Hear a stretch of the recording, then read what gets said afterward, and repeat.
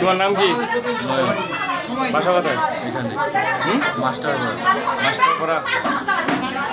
আচ্ছা, তুমি কি সেনাবাহিনীর চাকরি করো? তাহলে সেনাবাহিনীর পোশাকের ছবিটা নিয়ে আসছো যে? এটা বানাই দিচ্ছে একটা। হুম? বানাই দিচ্ছে। এটা কি ঠিক করছো? এটা অপরাধ না? তাহলে কেন কেন কেন করছো তুমি এটা? জামা পড়তে বসে। জি কি বললেন? আমার পিছনে আরেকজন আছে, ও বানাই দিচ্ছে। কে এসে? নাম কি? নাম কি? ফারুক। ফারুক।